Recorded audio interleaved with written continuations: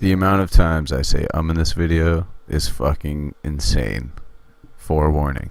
Dragonfire and titties, baby. That's what it's all about. Anyway, Film Nation, my name's Films Go, or Josh. And I'm back again, and today we're going to be reviewing The Cave. And by the way, that's my favorite line from any movie, and it's from Why Him, by the way. And it's dragons and titties. Just saying. Anyway, so The Cave is fucking...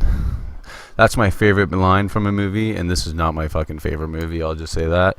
And another horror movie I did. Look at that, 3 back to back, and I think I only have like 4 reviews of horror movies on my channel out of 150 fucking reviews. Jesus Christ. Or at least 150 videos. Anyway, so yeah, today we're going to be talking about The Cave.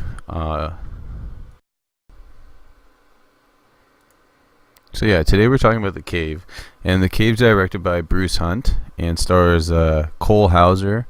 You may know him from Good Will Hunting. Also Lena Headey, who's obviously Cersei in Game of Thrones. She's also in a ton of things, man. Like, if you watch movies, you know who she is. She's in Brothers Grimm, which a lot of people don't know. She's like the main actress, I guess, in the film. She's also in 300 as Leonidas' wife, and the list goes on, trust me. It also has Daniel Day Kim. If you watch Hawaii Five-0 or Lost, you probably know who he is. And so basically the premise of this movie is a bunch of divers get trapped in this cave. The reason why they want to explore the cave is because it's some 13th century cave that's never been explored before, and shit went down. Anyway, honestly, the movie is your basic horror movie that takes place in a cave with a bunch of fucking creatures. And I mean, I'm gonna start off with the good things. There's actually quite a few in this horror movie, which surprised me. I didn't really expect that much.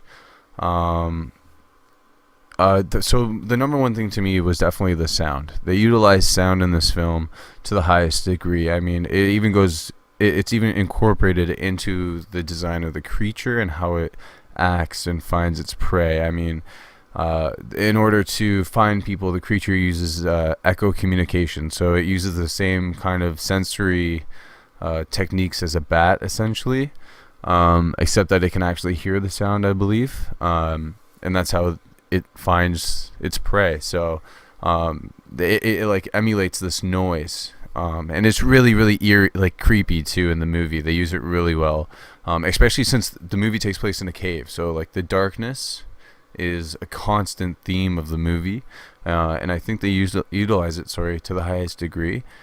It was actually really scary. Those are the scariest scenes. Is when there's a few scenes in the movie where it's pitch black, or at least pitch black to the degree where you can't really see any details, or you know what I mean. And those are the best scenes of the film by far, is when you can't see anything, which is really surprising to me, because that's when they shines how they did the sound in the movie. They knew that they wouldn't be able to see that much, like the viewers wouldn't be able to see that much of the film, so they wanted to make sure that at least the sound design of the movie was good. And it's not only good, it's amazing. And that's really the scariest aspects of the movie, is how they utilize the sound and the darkness as they try and travel through this cave with a creature that doesn't see, by the way, because it's mutated, which I thought was amazing. I'll get into that in a second. But sorry, I lost my train of thought. But the sound design of the movie is amazing, and it's even comparable to The Revenant, which had amazing sound design to me, especially the scenes in the forest. Just listen. I had a chance to see this in here we have the Cineplex AVX, and has the best sound or whatever. And I mean, it was breathtaking. Also comparable to the movie, my favorite movie of all time, which is Brave New World, which is the depiction of the true story of Pocahontas, which stars Colin Farrell as a young man right after the movie SWAT. And it's a fantastic depiction of not only that, but of sound. And anyway, I'm not even going to get into it because I'll talk for hours. But yeah, so like The Cave has a really high degree of sound design. Next best thing of the movie was the creature. So there's aspects of the creature which are amazing. There's some that are not. Um, I would compare the design of this creature to I would say it's a smaller version of the creature that you see in Cloverfield almost, except that it flies and is blind and uses echo communication and doesn't.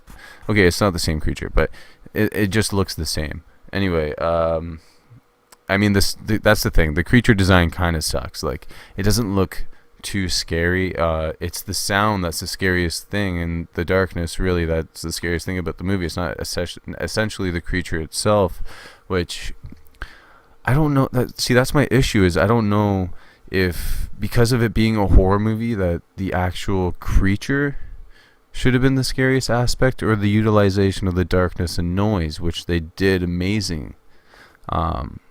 So that's really my biggest detriment about the movie. It's a horror movie, so the characters suck ass. The story kind of sucks.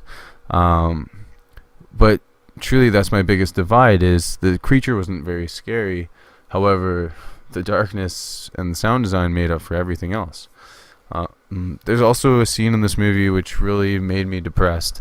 And it was when, if you've ever seen Tomb Raider, you know the action scene I'm talking about, when she's swinging across the fucking room, and it's the stupidest shit you've ever seen in your life. But there's a scene in this where there's a chick swinging, and it's pretty damn terrible. But anyway, the cave, none of the actors are, I'm not even trying to be rude, but none of them are essentially amazing. And I'm not trying to be rude on them or anything like that, but I mean, realistically, they were there because it's a horror movie, and a horror movie doesn't essentially need the best acting. I say that and I hate myself because I just think of Shutter Island right away, which I think is... What would I grade this movie? Maybe like a C-. And that's pretty good honestly, I don't watch horror movies that often. That's why I've been trying to watch them more often and more frequently, and that's why I want to review them all. So I mean, C- for a horror movie to me isn't that bad. I think it could have been worse. Definitely, it could have been way worse if they didn't have a better director or visual director at that, or even cinematographer or sound design. Like, you could tell they put the money in the right places, but I mean, it could have been way better if it had maybe better story, better character design, better writing. But everything else, other than the characters and the story and the appearance of the creature, I thought were amazing. So, I mean, that's where my divide is. If you were to grade it on sound design and the utilization of darkness and the cinematography of the movie overall, then I would probably give it a fucking A, to be quite honest with you. But everything else sucks ass, so it's a C-. Should you watch it? Yeah, check it out. It's pretty cool. I thought I'd have a terrible time, and I didn't. I actually really enjoyed it. So I definitely say check it out. If you're a horror buff, if you're just a movie buff in general, if you're someone who wants to watch a movie in the background while doing something, it's perfect for that. So give this movie a watch. I thought it was enjoyable enough. And this was a pretty friendly review for me. Usually I curse way more. But yeah, Film Nation, like, subscribe. I hope you liked this video. I hope it wasn't a waste of your time. And dragons and titties, baby.